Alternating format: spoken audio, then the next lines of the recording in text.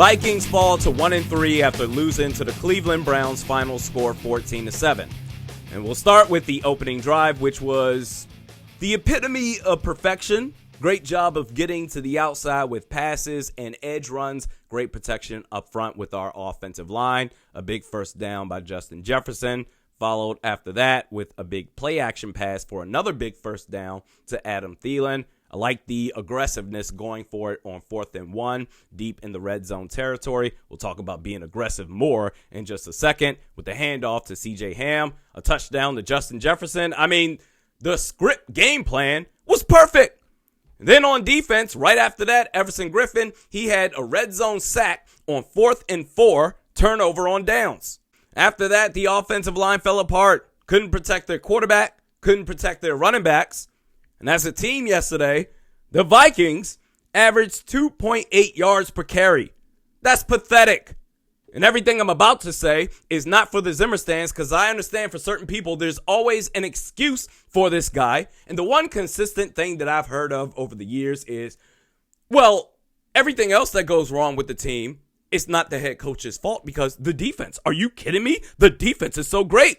I've never heard of in my life a head coach that is solely responsible or should be only held accountable for one facet of the team. But okay, fine. Talking about being aggressive here. 4th and 6, decided to go for it instead of attempting a 50-yard field goal indoors with a kicker who, by the way, through this season so far, on 50-plus yard field goal attempts, he has been perfect. I'm all about being aggressive, but be aggressive within reason.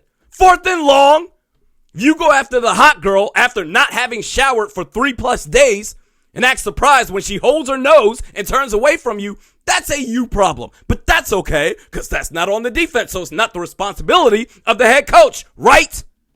Defense gave up 184 yards on the ground, damn near 200 yards allowed. 3rd down defense, ass. Allowed Cleveland in the first half to convert 7 of 11 of their 3rd down attempts. Now, I didn't agree with the BS holding penalty call on Eric Kendricks, which basically bailed out Kevin Stefanski on 4th down to give him a fresh set of downs. They scored a touchdown. Whatever. It sucks, but you move on. Extra point attempt. Sheldon Richardson, he calls a timeout with no timeouts remaining. So that's a bit goofy.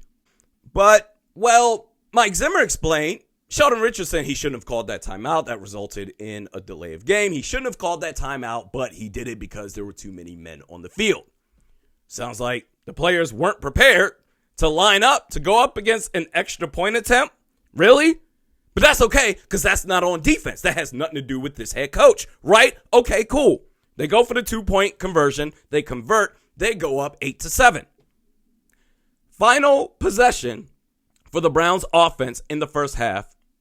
3rd and 20. Cleveland, they get a first down on a 33-yard rush attempt by Kareem Hunt. Are you kidding me right now? End up resulting in a field goal going up 11-7 to end the first half. Baker Mayfield was awful. He was pathetic. Gave this team every opportunity to take advantage, but to no avail. Outside of screens, Baker Mayfield, he was ineffective. Tyler Conklin, the holding penalty on Tyler Conklin against Myles Garrett. Why in the blue hell was Tyler Conklin in a situation where he had to match up one-on-one against Myles freaking Garrett? Huh? But that's okay, because that's on the offense. That has nothing to do with the defense, so it's not the responsibility of the head coach to know what's going on there, right? Time of possession. The Browns held the ball 11 minutes longer than the Vikings. Second to last possession for the Vikings, Garrett Bradbury, and Oli Udoh for that matter, got their lunch money stolen on the sack of Kirk Cousins. And after the game, Mike Zimmer, we can still be a good team. You're 1-3. You've said that after every loss so far.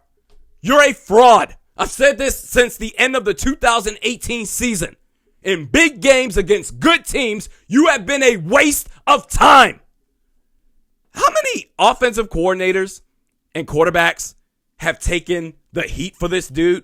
John DeFilippo, Kevin Stefanski, Gary Kubiak, now Clint Kubiak, Case Keenum, Sam Bradford, Kirk Cousins.